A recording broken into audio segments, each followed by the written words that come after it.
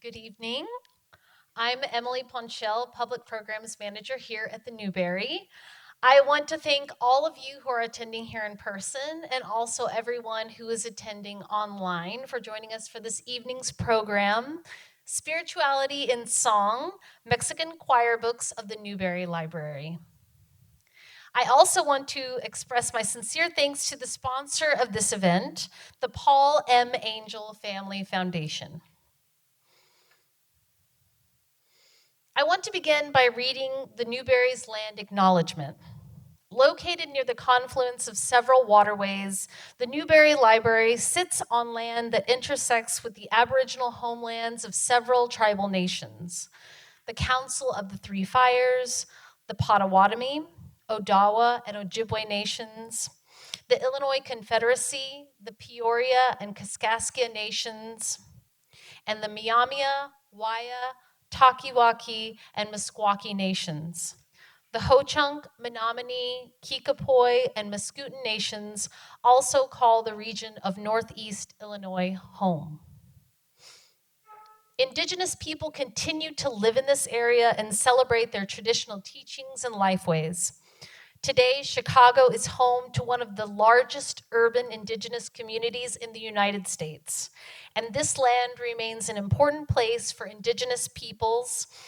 As a Chicago institution, it is the Newberry's responsibility to acknowledge this historical context and build reciprocal relationships with the tribal nations on whose lands we are situated. This program and others that center Indigenous voices and perspectives are an important part of these ongoing efforts. The Newberry Library supports and inspires research, teaching, and learning in the humanities. Since our founding in 1887, the Newberry has remained dedicated to deepening our collective understanding of ourselves and the world around us. We connect researchers and visitors with our collection in the Newberry's reading rooms, exhibition galleries, program spaces, classrooms, and online digital resources. And now it is my pleasure to introduce tonight's speakers. Claudia Brittenham is Associate Professor of Art History at the University of Chicago and studies the art of ancient Mesoamerica with particular attention to the materiality of art and the politics of style. Ireri Chávez-Bárcenas is Assistant Professor of Music at Bowdoin College. Her current research focuses on the function, meaning, and transmission of the vernacular song tradition in the early modern Hispanic world. She received the National Endowment for the Humanities Summer Stipend Award for her book project, Singing in the City of Angels, Race, Identity, and Devotion in Early Modern Puebla de Los Angeles.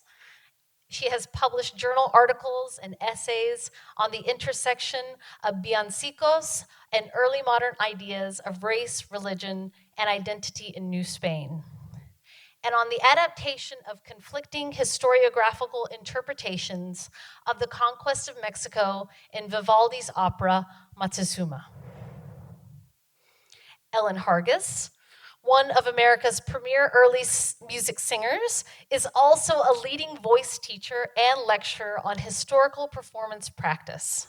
She served as artistic co-director of the Newberry Consort from 2008 to 2022 and is the 2022 recipient of the Howard Mayer Brown Award for Lifetime Achievement in Early Music.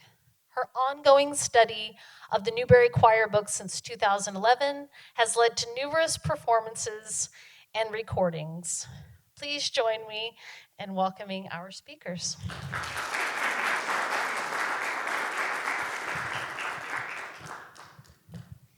Thank you so much, and please let me know if you can't hear me. It's been a pleasure to be here and to meet these wonderful scholars, musicians in person, and everyone here at the Newberry has been treating us incredibly well. And as we were discussing earlier, the collaboration between musicians and scholars from different disciplines is really the key to better understanding these rich materials. My task today is to situate the Mexican choir books in the Newberry collection in the historical context. Um, these large bound manuscripts were known in the early modern Hispanic world as libros de fascistol, which literally mean lectern books, because they were placed on these huge revolving lecterns that stood in the choir of a parish or a cathedral.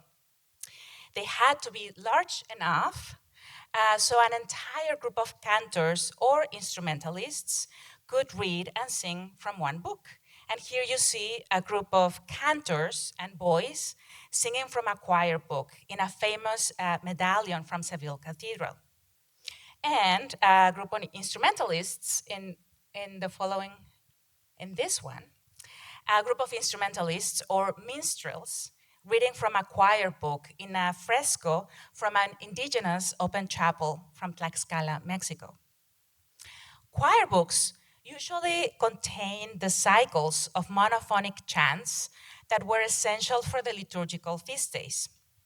However, since the Renaissance, adding voice parts to a single melody, a practice known as polyphony, elevated the solemnity of the feast. As polyphony became the source of pride and religious devotion, the demand for polyphonic choir books increased in Catholic Europe and around the world. And I know that this is not yet included in our music history textbooks, but various sources confirm that since the 16th century, polyphony or canto de órgano was widely cultivated in Spanish and Portuguese territories, in cathedrals, collegiate churches, convents, and indigenous parishes, from Seville to Toledo, Florida, Lisbon, Mexico, Manila, Cusco, Guatemala, Bogotá, Santiago de Cuba, etc. The Newberry choir books reflect the repertoire of Latin polyphony that circulated in various religious institutions in Mexico City. But something that is particularly distinctive about this collection is a prominent use of polychorality, a musical style that consists of having 2 or 3 choirs singing simultaneously. As you may imagine, the performance of polychoral music required the coordination of a large group of trained singers and instrumentalists, which was typically limited to rich institutions. Eliyahu Schleifer, who conducted the first study of these manuscripts in the 1970s, determined that they belonged to El Convento de la Encarnación, one of the wealthiest female convents in Mexico City.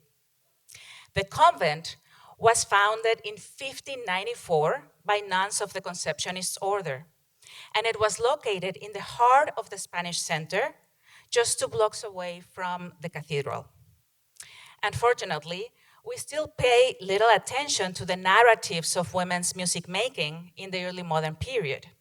But the study and performance of these kinds of sources is fundamental for recognizing the contribution of cloister nuns to the musical culture of their time.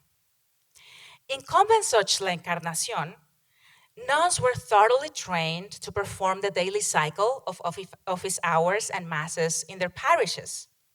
But they also had some freedom to engage in musical practices outside of the liturgical services.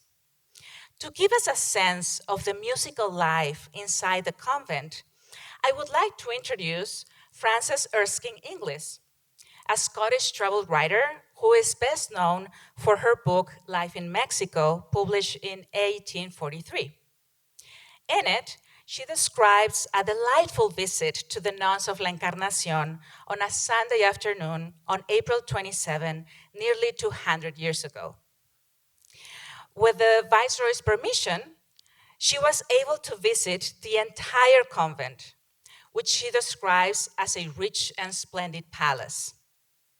There were 30 nuns and 10 novices living there, and she noticed a certain reticence on their part, but soon she wrote, "Kindness or curiosity triumphed, and their questions became unceasing. Where I was born, where I had lived. What convents had I seen? Which did I prefer, the convents in France or those in Mexico? Which were the largest? Which had the best gardens, etc., etc. Fortunately, I could with truth give the preference to their convent as to spaciousness and magnificence over any I ever saw. Later, they had supper in a very elegant hall, and suddenly their astonished eyes, she says, were greeted by cakes and chocolate, ice cream, custards, tarts, jellies, blancmanges, orange, and lemonade, and other profane dainties ornamented with gilt paper cut in little flags. I was placed in a chair that might have served for a pope under a holy family. The elder nuns, in stately array, occupied the other chairs and looked like statues carved in stone. A young girl, a sort of pensioner, brought in a little harp without pedals, and while we discussed cakes and ice, sung different ballads with a good deal of taste. The younger nuns and the novices were grouped upon a mat a la Turque, and a more picturesque scene altogether one could scarcely see. The entire convent was completely transformed in the 19th century, so we can only imagine the mystical and acoustic effect of the nuns' music during the liturgical services in their church. As you know, the music of nuns in a convent church was to be heard but not seen, as they performed from a church behind a screen. The Church of La Encarnación must have had an upper and a lower choir loft, similar to those from La Concepción in Puebla. The choir was one of the most sacred spaces for the nuns, and it must have been fitting that Erskine's visit culminated there with the nuns singing a hymn for the evening service. After supper, we proceeded upstairs to the choir, where the nuns attend public worship and which looks down upon the handsome convent church, to try the organ. I was set down to a sonata of Mozart's, the servants blowing the bellows. It seems to me that I made more noise than music, for the organ is very old, perhaps as old as the convent, which dates 3 centuries back. However, the nuns were pleased, and after they had sung a hymn, we returned below. I was rather sorry to leave them, as I felt as if I could have passed some time there very contentedly. But it was nearly 9 o'clock, and we were obliged to take our departure. So, having been embraced very cordially by the whole community, we left the hospitable walls of the Encarnación. The Newberry Choirbooks contain a selection of polyphonic settings of magnificats, hymns, motets, vesper psalms, and masses, composed by Spanish and New Spanish composers. Most of the music was copied in the 17th century by musicians associated with the Music Chapel of Mexico Cathedral. These musicians developed a liturgical canon that was maintained in various institutions in New Spain for the next 2 centuries. This repertoire consisted of works written by peninsular composers, such as Francisco Guerrero and Tomás Luis de Victoria, and Mexico Cathedral chapel masters such as Hernando Franco and Antonio Rodriguez Mata.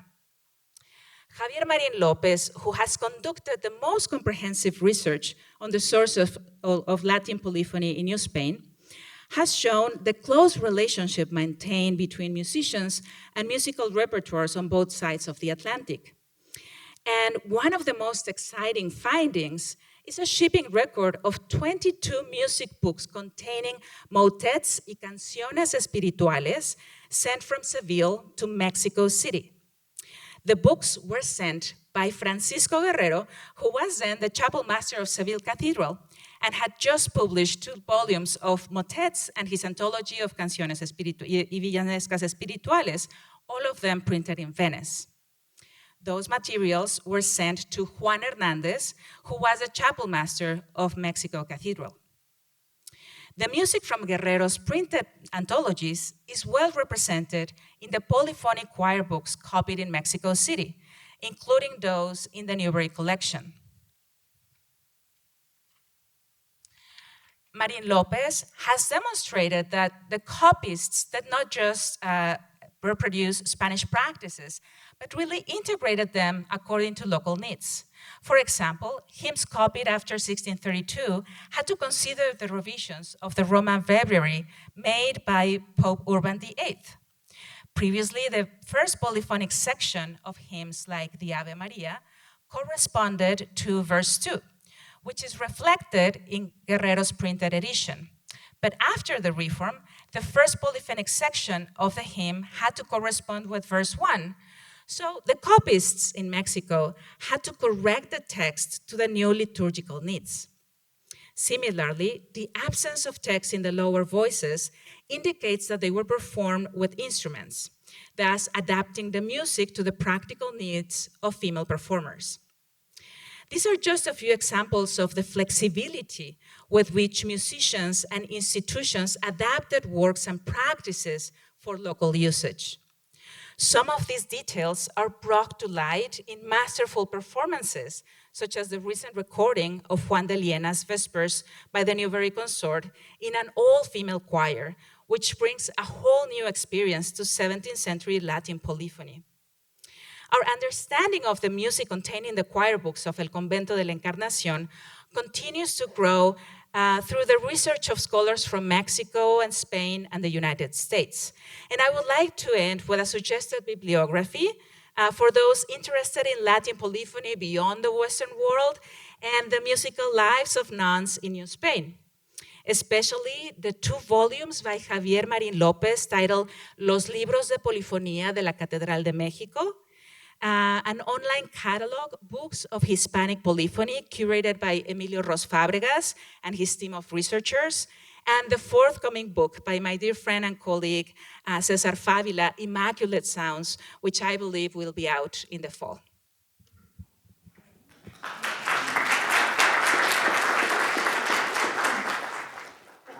Thank you so much, Ireri. That was fascinating. I want to thank Leah and Emily and the staff at the Newberry for bringing us all together. I feel like I've learned already so much from my panelists, and I hope you might be as well.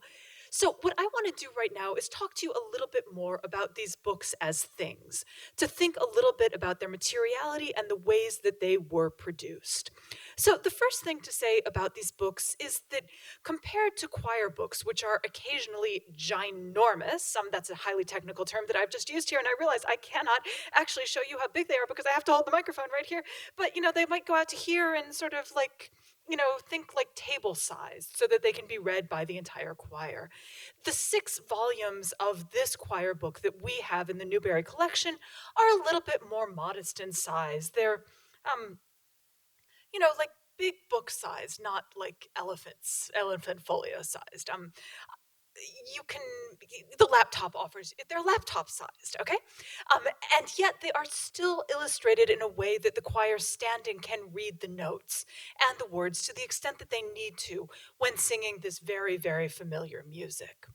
Now, this set of 6 Mexican choir books came into the collection of the Newberry Library as a purchase by Charles Lawrence Hutchinson, who was at that time the vice president of the Corn Exchange Bank and the president of the Art Institute of Chicago, and a good friend of Edward Ayer, who you say pictured on the right, who collected a number of the indigenous language and North American and Mexican manuscripts. Mexico is part of North America, but we still sometimes feel the need to specify that are in the collection of the library. But it was Lawrence who gave these, or Hutchinson, who gave these books to the Newberry after a journey to Mexico in 1899.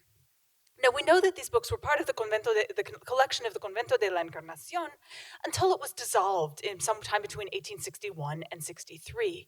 We don't know exactly what happened between that time and the time that they came into the Newberry collection, except that it's likely that we don't have all of them, that the convent probably had a much larger collection of books. And in fact, in the 6 volumes of choir books that we have here, we often have the music for 2 of the 3 choirs who would have been singing simultaneously. So we know that there was a slightly larger collection of books.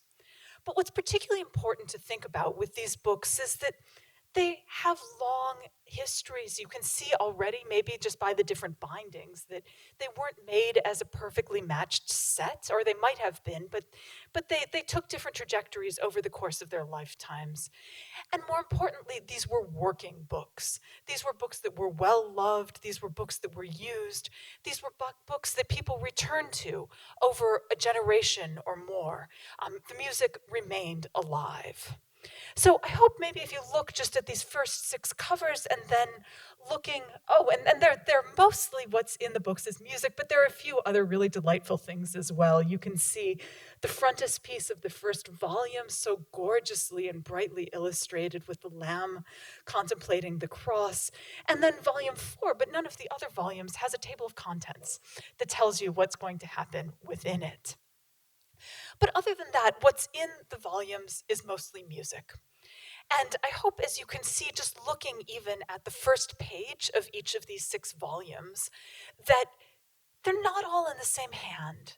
Can everybody see that the handwriting looks a little bit different, the way that the capitals are drawn, even the way that people are writing notes? We're in a moment of transition between the old-fashioned square musical notes and the round notes that we're used to today, and different people have declared different moments of allegiance along that trajectory. Maybe even, if we hop into this is the comparison of the first page of volume 1 and volume 2, you can get a sense of those different scribes at work. Eliyahu Schleifer, who wrote his dissertation on these manuscripts and identified them for the first time in the 1980s, detected as many as 22 different artists at work in these volumes. And we can see that they were really working and loving these books, loving them sometimes to pieces. You can all see how the edge of the beginning of book 1 has kind of worn away over the years. But the scribes were human beings, and sometimes they made mistakes. And so you can see here where somebody felt the need to add in a note or two that had been omitted. Everybody see how that's in a slightly different bit of ink? And then sometimes you just need to cross something out. These things happen to all of us, right? And in fact, if any of us tried to copy the amount of music that's copied here, we would make far more errors, I guarantee you. And so here you can see on this page, once again, 2 different kinds of mistakes. So here, just crossing out something that shouldn't be there. And here, let me just zoom in so you can see that somebody has actually pasted a patch where it would really interfere too much. But the scribes were trying really hard to stay on one page with a sort of set of musical phrases so that you didn't have to turn those giant pages too often. And so here they've just pasted on the correct music. And I discovered in the collections this afternoon that you can actually lift up the flap and see what was there originally. So, the spirit of that pop-up book exhibition that's there today is here with us as well. So a lot of the corrections that we see are corrections to music, but occasionally you correct the spelling as well, because whomst amongst us can spell resurrectionem correctly all the time. One of the things that we see in looking at these books is that the scribes who were copying them were more comfortable in Spanish than they were in Latin, which isn't surprising given the context, right? So that here in the Office of the Dead, the scribe, who has really beautiful handwriting, no errors here, has analyzed that as if it were a phrase in Spanish. Of the office of the functorums, rather than the officium of the defunctorum, or the defunct, the dead ones. But one of the things that we see in these documents is not just the errors, but also scribes coming back and making notations on how to use this book. And so here we can see, I hope you can all see this note in a different hand that says, "Se da tono en ala mire." This has something to do with the key in which this music should be sung, or played perhaps, and then somebody's come in and added a few modifications to the music as well. Not all of the notes are so polite or so helpful. So in fact, up here, The somebody has come back in later and written Michibato, Juan de Lienas. So a certain amount of resentment directed against the composer whose music is so prominently featured in these books. Chibato is like, oh, I don't know. It's like it comes from the word for goat, and so it's like somebody who talks too much, somebody who might be ratting people out. He's called a pendejo and a cornudo in other parts of these books as well. So just a few more examples of places where you get that kind of changes. Here, maybe in that moment where a phrase gets pasted in. Here, very obviously, someone later has come and corrected a few of the notes or added to them. But what I want to leave you with is the sense that these books are really a site of care over generations. So here we can see how the iron gall ink, it's made of oak galls and iron filings, has started to corrode. It rusts away and has begun to eat away at the notes. Can everybody see that? And so here, and so then somebody later has come and helped the book along. They've put a new capital right here, replacing the calligraphic capital that's kind of vanished. And they've taped in an entirely new bit of music where the old one wasn't legible anymore. So people came back to these books generation over generation, and they cared for them. Here you can see a place where they stitched the page together where it was torn. Maybe I'll zoom in and everybody can see that a little bit more clearly. These were precious, beloved things. And they were also sites of play and beauty and invention. And I just want to take you in closing through 3 different scribes in book 1. So book 1 starts out with this scribe right here, gorgeous handwriting, and what he really likes to do is make those beautifully elaborated capitals at the beginning of each phrase. And what I learned from Ellen this afternoon is that these capitals were beautiful not just and big and beautiful, not just to keep the scribe entertained, but also because they would be super, super legible. And so you see that cue, and you know what's coming next, right? You cannot, it's quoniam something or quitolis, you know what's going to happen. Kyrie has a pretty good chance of being eleison, and then you know what the music is that comes with it, right? He's replaced after a certain bit by a new scribe who also makes beautifully decorated capitals. But here, this scribe really just loves to play. And I want to tell you, I got all of these images from online. The Newberry's collections are online, and you all too can flip through every single page of all 6 volumes and zoom in on the details that are most delightful to you. And so you can see, this A that's formed of this tree maybe being uprooted. This guy really loved snakes who give excellent side eye, and had this habit of drawing little faces wherever the letters would permit. And so I want to end with one last text. And this, as you can see, it's by a later hand, not perhaps quite as beautiful as the hands we've seen so far.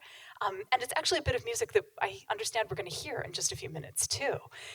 But what caught my eye when I was looking at this was the way that this text, it tells us all sorts of things, right? So first, this music is not for the basses, it's for the tenors, right? Although these are about what they're doing musically as much as it is about the sort of the notes that they're singing.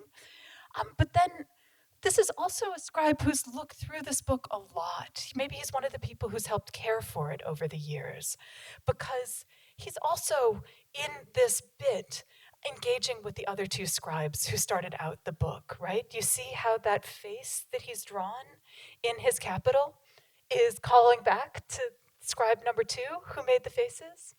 And the way that he ends with these double bars that are illuminated like that is calling back to scribe number 1 in this book.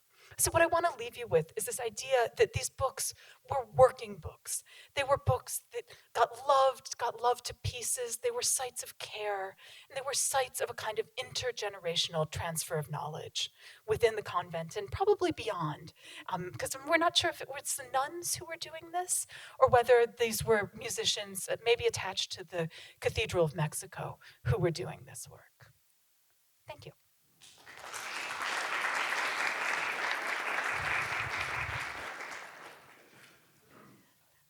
I second my colleagues about the excitement of the time that we've already spent together today, asking millions of questions that we've all been thinking about since we began discussing this symposium together. And it's, I think, going to go on later tonight and probably over email for some time. I was also delighted to see that so many of the images that my colleagues chose were images that are going to be music I'm going to talk about and sometimes play for you. We obviously were drawn to the same pieces by some kind of magic, which is, I think, to everyone's advantage. Reading glasses. I was actually introduced to these choir books by Cesar Favila, who was a graduate student at the University of Chicago and said to me, gosh, do you know about these choir books? I said, no, I don't. Let's go see them.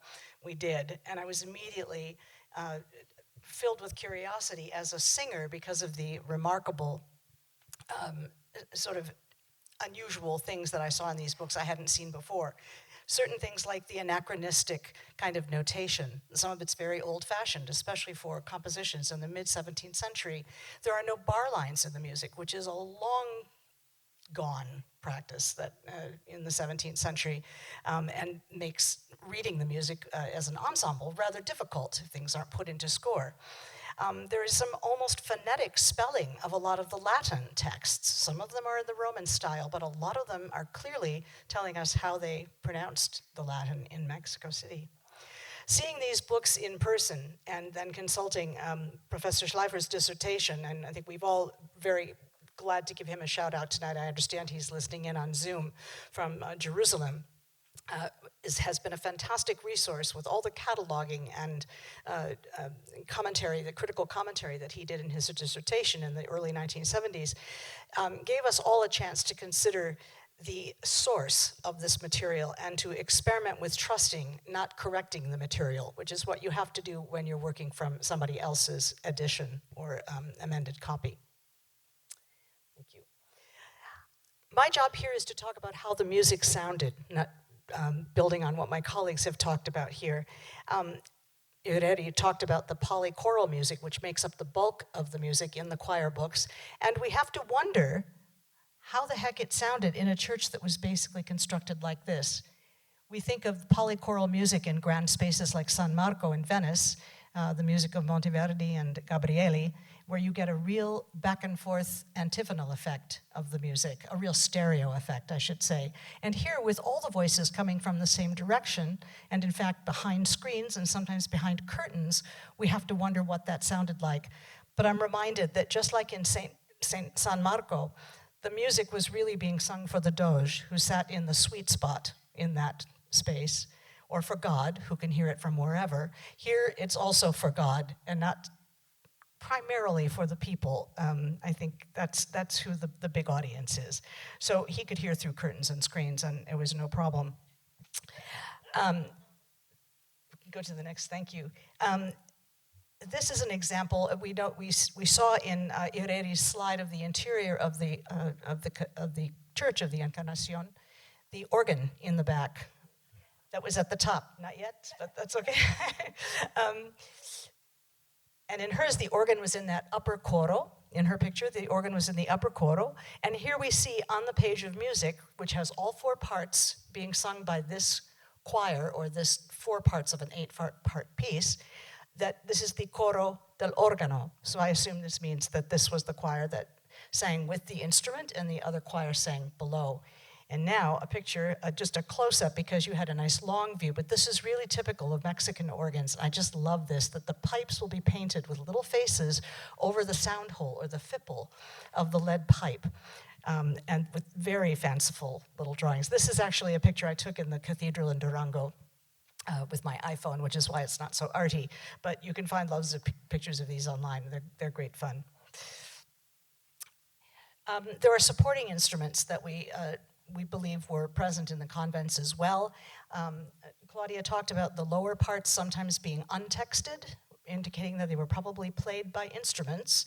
And Cesar Favila's research has convinced me that they had such instruments as, from left to right, the bajon, or the dulcian. It's a kind of a Baroque bassoon that plays right down to bass range. a vihuela or baroque guitar, which, although it doesn't provide bass support, sort of covers the harmonic texture and provides a certain percussion kind of effect because of the use of the nails on the strings. And then, of course, the viola da gamba, very popular in Europe, but also in the New World, and just is a bowed bass similar to in sound to the cello, which could play the bass lines if they were not being sung by a voice in that range. I'm going to play now for you a polychoral piece that will be preceded by an antiphon sung in plain song. It's a Laudate Dominum Omnes Gentes, or Laudate Dominum Omnes Gentes in Spanish Latin, but we'll get into that later. You'll notice in this piece that the sort of ecstatic repetition of Laudate Eam, or praise him, is something that would work very well in this stacked polychoral situation because it doesn't depend on the stereo effect quite so much. This piece is being done, again, I'm going to talk in a minute about the ranges of the piece, but this is notated pretty much, we're performing it pretty much where it was notated, and we've included those bass instruments to shore up the bottom part. In sancti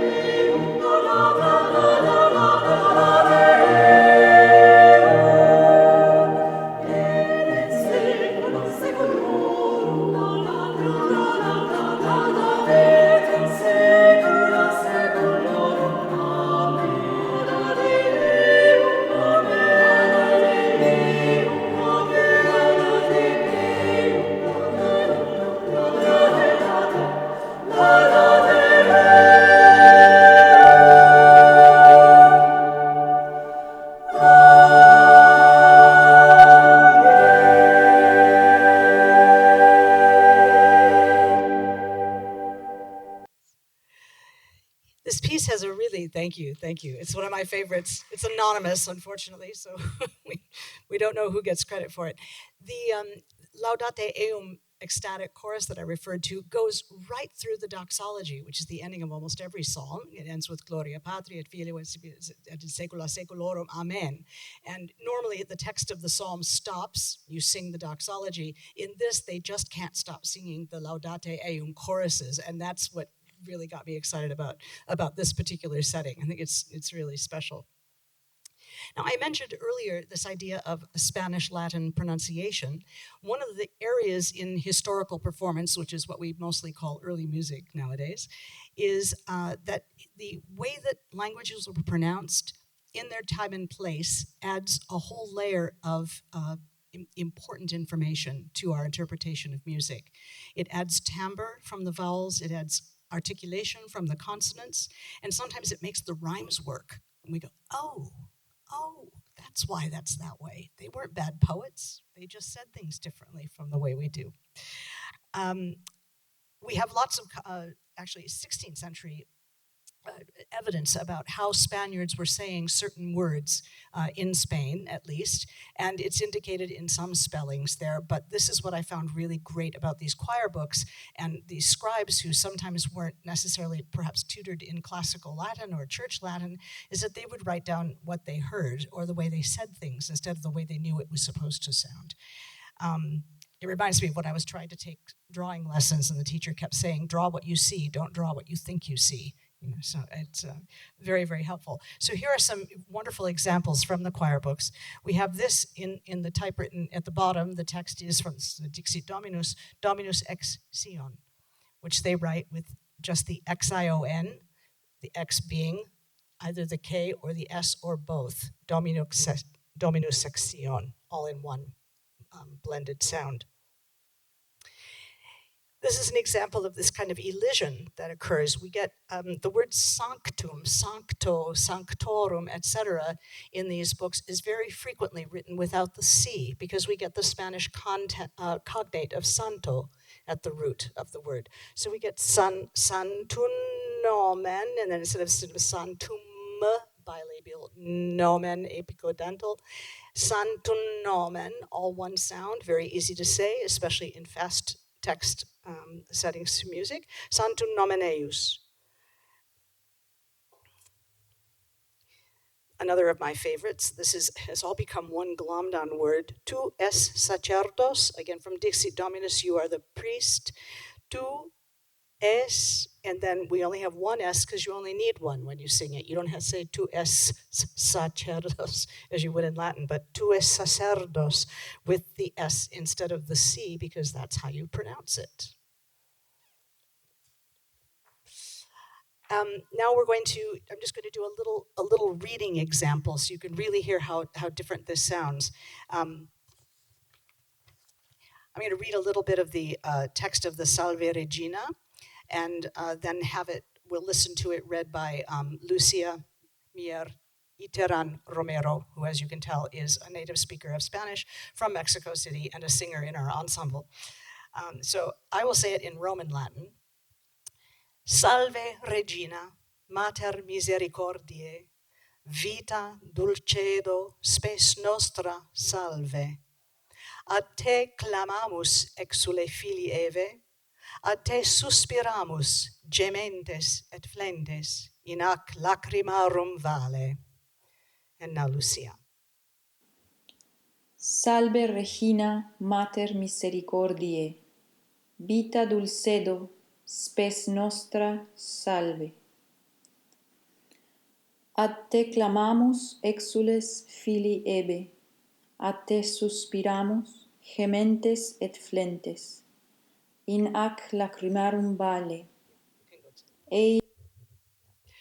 And in the choir books we see that we call in phonetics, semi-voiced bilabial, which is the B sound of the B and the V, which can alternate. And in the choir books, we see B's and V's written in alternation all over the place, like we saw in the Imbocabo Meum.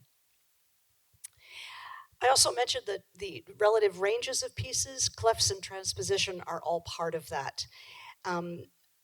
I've based a lot of our performance practice on music from the Mexican choir books on research that's been done on 17th century convent music in Italy. Lots of contributing musicologists for this area, Craig Monson among them, Robert Kendrick at the University of Chicago, and my friend and colleague who also sings in my group, Candace Smith, who has a group called Capella Artemisia, and I encourage you to look her up if you're interested in convent music, because her group has made dozens of recordings of gorgeous music from the Italian convents, especially around Bologna. But she has made the case through her research and through experimentation, which is the best way to find out if this stuff works, of women either singing all the parts, as we did in the first music clip you heard, or some of the parts and other parts done on instruments, or you take the low parts, you sing them up the octave, which creates a big no-no in counterpoint, in the rules of counterpoint. It creates what we call inversions, which can sound really weird, but they don't sound weird if you then play the line at the proper pitch at the same time. So that's where we would use those instruments that I showed you in the earlier slide to underpin the harmonies so that we don't get those odd-sounding inversions. The other thing that's possible is that you can have something called a bassus generalis. I'm not sure what it's called in Spanish music, but it's where you take in a polychoral piece, you do sort of make a Frankenstein bass line out of the bass lines from the two different or the three different choirs, so that there is always a harmonic underpinning running through the piece. Now, perhaps there are parts for that in what we think are those missing choir books. We are missing the third choirs from the three choir pieces. There is no organ book. There is no figured bass for any bass part, which is kind of odd for music of this period, the later music of this period, of the range of the choir books. So maybe it's there, but we've restored that just by making it ourselves. And the other thing that we can do is simply transpose things up where they belong. And this is, or where they belong for women's voices, I should say. Sometimes I think it's where they actually belong. I'm a little biased.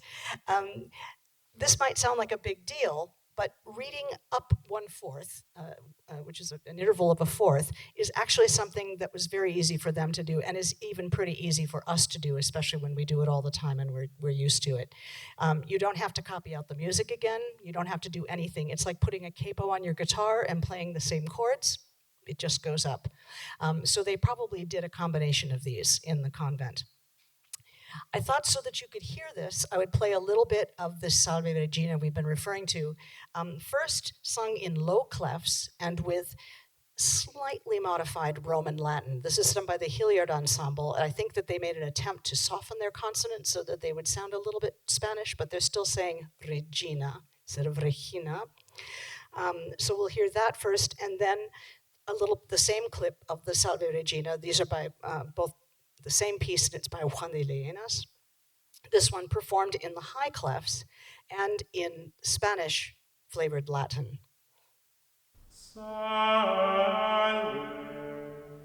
Regina,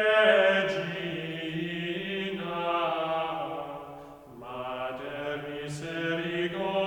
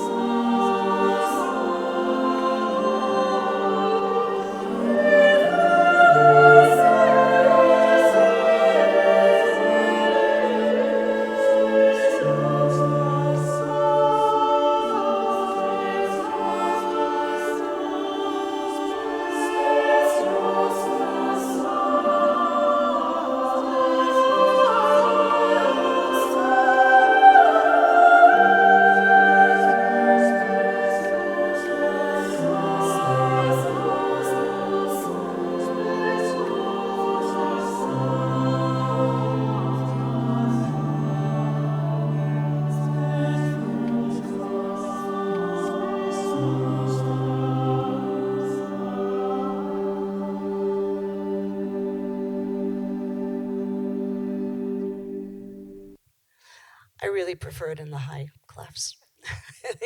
I think the polyphony is really clear and beautiful and very plaintive for this gorgeous Marian text, begging for her to be our advocate. I'm going to stop now. I have one more piece, but I think I'll play it if we run out of questions. But we want to have plenty of time for questions and reactions from everyone who's listening today. So thank you.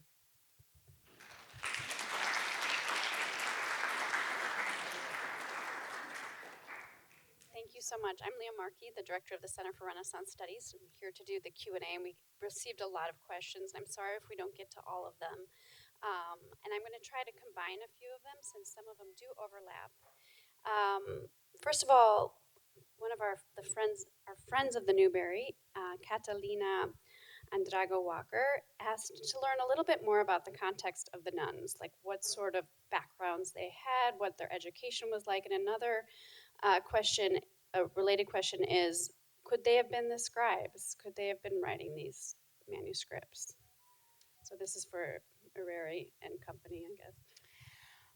Well, we can think about the convent as a space, one of these unique spaces, especially, 16th, 17th, 18th century, in places like New Spain, where women had an opportunity to receive some education.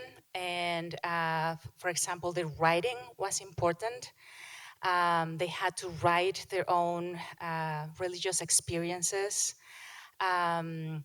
Of course, and they received music education too. However, still, it was different than the education that was received by men and choir boys, because it was understood that they someday could be, composers, as chapel masters in charge of a chapel, and they received education in theory and other subjects that the nuns would not receive. Of course, there are some exceptions, like Sor Juana Inés de la Cruz, who we know she had her own treatises. But basically self-educated herself with all these, classical texts. So in a way, yes, they were well educated. And it also depends, there are different orders, right? There are some female orders where music should not be chant always, but maybe not polyphony. So it really depends what kind of order, and also if these are wealthy institutions compared to other institutions that don't have all that, those opportunities and materials and instruments. But we know that women would have opportunities to own their own instruments, and as we saw, for example, in the passage described, in the 19th century, but we know earlier as well that they would have harps. They would be performing religious dramas. They would be performing other wind instruments too. So yes, they had access. I don't really know about them as music scribes, but maybe this is something that Cesar Fabila would know more about. Yes. I certainly don't rule out the possibility that some of the scribes were women. It's hard to tell someone's gender by the marks that they make on a page. But it gives me great pleasure to think that perhaps that's who was insulting Juan de Lienas in the margins. Can't prove anything, though. Yeah, maybe doodling his face there, too. So another good question comes from Virginia Blanton, and I'll share, Virginia, your information with the speakers. But she asks, I'm wondering if these books were copied in Mexico or came from Seville, as so many manuscripts did. So I wonder if you could talk a little bit more about their Mexicanness and what are the indicators. I mean, we heard a little bit about the linguistic aspects that make them clearly Mexican, but if you could expand. There were certainly many books that were imported from Seville, from Toledo, and we have to remember that, for example, the cathedral in Mexico City, the cathedral in Puebla, and many other religious institutions were following specifically Toledo's cathedral as a model. And as we saw, for example, Francisco Guerrero himself, the chapel master of Seville, he's shipping music books to the chapel master in Mexico City. Of course, yeah, he's selling his own books, so it was important for him to. But also chapel masters and people in charge, they needed these materials. However, in the case of these books, as many other choir books that are still preserved in the cathedral in Mexico City and in the cathedral in Puebla and in other places, we know that especially in the early 17th century, hundreds of choir books were made locally. And we have, data, information, records of how much money they spent, it was for the scribe and for materials and for the ink and this is vellum. This is copied in vellum. How long they took to copy these books. So, for example, just to give you an example, in the first decade of the 17th century, for the cathedral in Puebla, they made more than 100 books. That was a special occasion. Of course, this didn't happen every decade, but it's a time when the cathedral is really sort of, finding their, trying to form their own sort of library. These are the resources that they need for their for every day and for special occasions. So many of these books were made locally. Then there's a whole suite of questions, and maybe we can end with these, about the space of performance.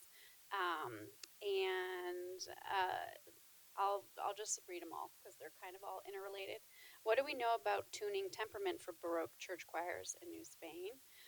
For the big festivals and celebrations, Corpus Christi, Christmas, Holy Week, where would the nuns perform? In the locutorio, or was there another, perhaps more public space? And then there's a question specifically, this is a nitty-gritty one. Is there any evidence of organists using the clef transposition for accompanying women's ensembles in these the clef transposition? So maybe you can unpack that for us too and give us a better sense of the spaces of performance. And yeah, I think the space of performance is pretty much as we see the coros that are covered with screens and or curtains and are probably not acoustically glorious. The screens aren't probably too bad, but definitely not as warm and gracious as an open space would be. As for the clef transposition, I'm assuming that question means they pretend that the music has a different clef on it and read it that way. I'm not sure exactly what that question means, but if that's that's exactly what I was talking about when I say you read up a fourth. And I can remember when I was in music school and we were all playing instruments, recorders and shawms and so forth, and sometimes you'd play something and we were transposing. Somebody would say, well, pretend that your C recorder is actually a recorder in F and that you're playing an alto clef. And so you'd just play a mind game to get yourself into the right range for these things. And I'd forgotten the second question, actually. That was the third one. Yes, tuning and temperament. That's a really good one. Organs in Mexico, to my understanding, are not all at the same pitch, but they are in varying pitches, having to do with when they were built, with the standard A that we now call 440, which is where the orchestra tunes, wandering around up and down, depending on where they are. Sometimes this had to do with how much money you had. Lead pipes are really expensive, and by making your organ pipes shorter and therefore using less lead, they are higher. So the whole pitch is higher. So there are all kinds of ways that this can be kind of fiddled with. Since we can transpose at sight a lot of times, this is not as big an issue as it might seem. As for temperament, this music ranges from really kind of early 16th century music up till pretty late 17th century music. I'm thinking Sumaya and some of those later composers. But all of them work very well in some kind of unequal temperament. That is, all the half steps, which you can think of, if this is unfamiliar to you, as being the black and white keys of the piano, which now have exactly the same distance between each pitch, is divided up unequally. so that some of those half steps are huge and some of them are very, very small. Which means that the music works in a limited number of keys, but the harmonic effect is fantastic because dissonance is really, really dissonant, and consonance is completely pure and still. So if some of those chords that you heard us sing seem to kind of just sit in the room, almost cycling round, that's our being successful at singing pure intervals because they were absolutely still. There's no kind of jangling kind of sound like you'd hear, which can be very exciting in music that uses that. But for this style of music, unequal temperament, some kind of we would call mean tone temperament, we found that for those of you who are, nerding out on this with me, a sixth comma or fifth comma mean tone is most useful. It accommodates the most keys, but it gives us that contrast between dissonance and consonance. Well, thank you, Ellen, for letting us nerd out with you, all of you this evening. And let's give a round of applause to our fantastic panel. And I also want to express my appreciation to the Center for Renaissance Studies, Leah Markey, Rebecca Fall, for helping us to organize this amazing event. And also, of course, to the Paul M. Angel Family Foundation for their support of this program. Thank you so much and have a great evening.